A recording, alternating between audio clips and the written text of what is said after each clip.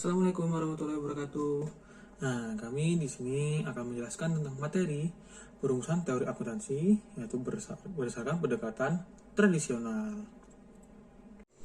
Nah, untuk anggota kami yang menjelaskan tentang materi ini dibagi 4 orang. Yang pertama ada Ardisha, yang kedua saya sendiri Adi Bayu Setiabudi, yang ketiga ada Arianti, yang keempat ada Siti Fahur Rahma.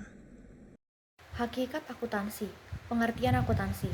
Menurut American Accounting Association, akuntansi adalah proses pengidentifikasian, pengukuran, dan melaporkan informasi ekonomi untuk memungkinkan adanya penilaian dan keputusan yang jelas dan tegas bagi mereka yang menggunakan informasi tersebut. Tujuan akuntansi. Yang pertama, menyediakan informasi keuangan suatu unit ekonomi bagi yang membutuhkan. Yang kedua, mengetahui posisi keuangan perusahaan bila saat dibutuhkan. Yang ketiga, mengetahui akibat transaksi terhadap harta, utang, dan modal. Dan yang keempat, mengetahui laba atau rugi perusahaan untuk mengambil kebijakan. Selanjutnya ada peran akuntansi. Akuntansi dapat membantu dalam mengelola sumber daya yang ada di masyarakat. Lalu, akuntansi juga dapat membantu mengelola dan mengarahkan sumber daya yang ada dalam perusahaan. Akuntansi juga membantu pelaporan pemakaian sumber daya yang digunakan oleh perusahaan atau organisasi. Penyusunan dan verifikasi teori. Penyusunan teori. Penyusunan teori adalah proses merumuskan prinsip umum. Teori merupakan susunan prinsip umum yang dapat memberikan kerangka acuan praktik. Teori dapat mengikuti perkembangan ilmu pengetahuan, teknologi, sosial, dan ekonomi. Teori akuntansi merupakan seperangkat konseptual hipotesis dan proposisi yang menjelaskan dan memandu tindakan akuntan. Verifikasi teori. Verifikasi teori merupakan prosedur untuk menentukan apakah suatu teori valid atau tidak. Pendekatan untuk mengevaluasi validitas teori bergantung pada sasaran dan tataran teori yang diverifikasi. Yang selanjutnya ada hakikat teori akuntansi. Teori akuntansi merupakan sekumpulan prinsip dan konsep yang digunakan untuk menjelaskan dan memprediksi perilaku serta kejadian dalam praktik akuntansi. Tujuan utama dari teori akuntansi adalah menyediakan dasar yang kuat untuk mengevaluasi praktik akuntansi yang ada serta membantu dalam pengembangan praktik dan prosedur akuntansi yang baru. Nah,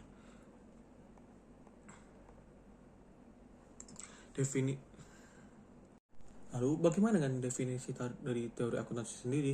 Nah, menurut Hendrickson, teori akuntansi adalah sekumpulan prinsip luas yang memberikan kerangka kerja umum untuk mengevaluasi praktik akuntansi serta membimbing pengembangan prosedur yang baru.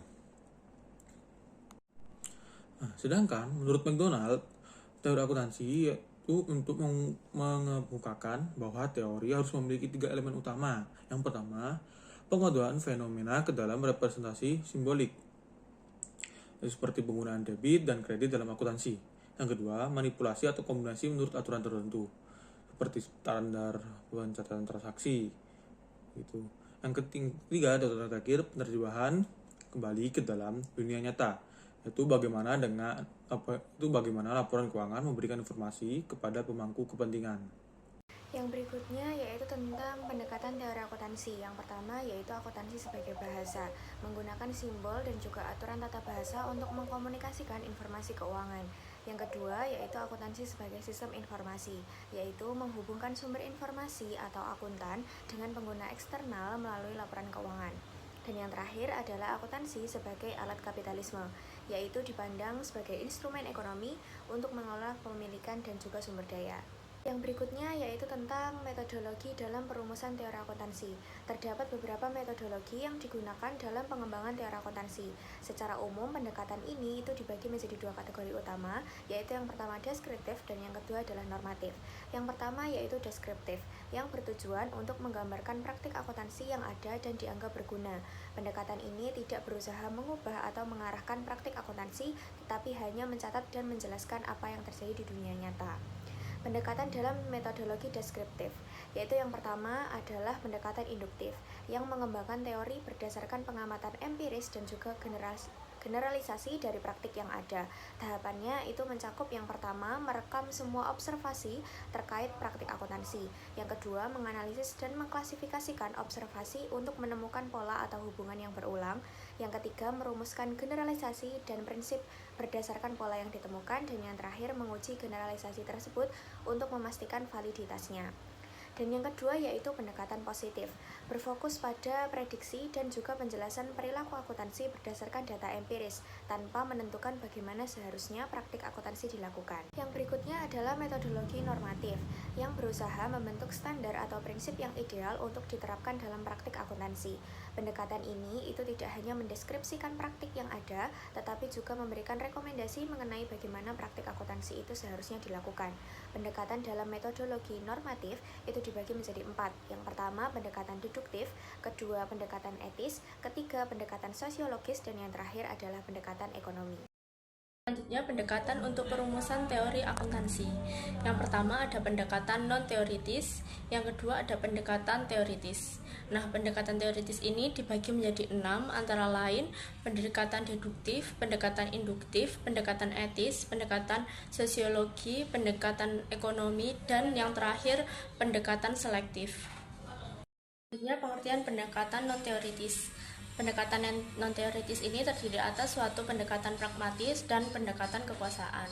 Pendekatan pragmatis terdiri atas penyusunan suatu teori yang ditandai oleh kerjasamanya dengan praktik di dunia nyata yang berguna dalam artian memberikan solusi yang sifatnya praktis. Sedangkan pendekatan kekuasaan adalah untuk merumuskan suatu teori akuntansi yang terutama dipergunakan oleh organisasi profesional, terdiri atas penerbitan pernyataan sebagai regulasi dari praktik-praktik akuntansi.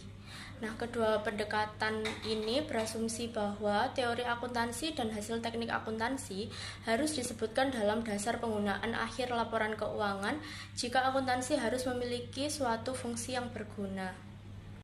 Yang kedua, pendekatan teoritis. Nah, pendekatan teoritis ini tadi kan dibagi menjadi 6. Yang pertama, pendekatan deduktif. Pendekatan ini merupakan metode yang dimulai dari atau premis dasar akuntansi. Kemudian menurunkan prinsip akuntansi secara logis untuk dijadikan pedoman dalam pengembangan teknik akuntansi.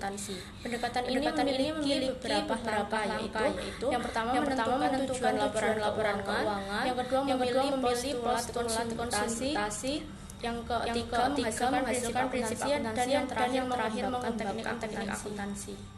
Yang kedua, pendekatan etis. Pendekatan etis dalam teori akuntansi berlandaskan pada konsep kewajaran, keadilan, dan kenyataan. Konsep ini menurut Scott menjadi kriteria utama dalam teori akuntansi, di mana keadilan berarti perlakuan yang sama bagi semua pihak yang berkepentingan. Kenyataan mengacu pada laporan akuntansi yang akurat tanpa kesalahan penyajian, serta kewajaran mencari penyajian informasi yang jujur, tidak bias dan tidak memihak siapapun. Ketiga, pendekatan sosiologi. Pendekatan sosiologi dalam akuntansi ini menilai prinsip dan teknik berdasarkan dampaknya terhadap kelompok dalam masyarakat. Pendekatan ini berasumsi bahwa data akuntansi harus bermanfaat dalam pengambilan keputusan terkait kesejahteraan sosial. Meskipun sulit menentukan nilai sosial yang dapat diterima semua pihak, dan mengidentifikasi kebutuhan informasi para pembuat keputusan kesejahteraan, akuntansi tetap diharapkan dalam mendukung fungsi sosial yang bermanfaat. Yang keempat, pendekatan induktif. Pendekatan ini merupakan metode yang dimulai dengan observasi dan pengukuran informasi keuangan perusahaan, kemudian menganalisis dan mengklasifikasi untuk mendeteksi hubungan yang berulang. Dari hubungan tersebut dilakukan penurunan guna membentuk generalisasi dan prinsip akuntansi yang selanjutnya diuji kebenarannya. Yang kelima, pendekatan ekonomi dalam teori akuntansi teknik akuntansi dapat mempengaruhi indikator ekonomi secara keseluruhan. Pendekatan ini menekankan kebijakan dan teknik akuntansi harus mencerminkan realitas ekonomi dan dampak ekonomi yang ditimbulkan dari penerapannya. Seperti yang pertama, distribusi kesejahteraan masyarakat dalam masyarakat. Yang kedua, tingkat ekonomi secara keseluruhan. Bagaimana resiko dialokasikan antar individu. Yang ketiga, pengaruh laporan laporan keuangan terhadap produksi nasional, dan yang terakhir pengaruh regulasi akuntansi terhadap biaya dan efisiensi bisnis. Selanjutnya pendekatan selektif adalah metode perumusan teori akuntansi yang pendekatan yang pendekatan ini tidak terpaku pada satu konsep tetapi memilih dan mengadaptasi elemen terbaik dari berbagai untuk menghasilkan teori akuntansi yang relevan dengan kebutuhan pengguna. Pendekatan selektif mempertimbangkan faktor sosial dan ekonomi dalam perumusan prinsip akuntansi, sehingga pendekatan ini memungkinkan pengembangan teori akuntansi yang lebih seimbang dan dapat diterapkan dalam berbagai kondisi bisnis lingkungan ekonomi yang berbeda. Itu dia teman-teman materi tadi. Kami paham kan? Terima kasih. Wassalamualaikum warahmatullahi wabarakatuh.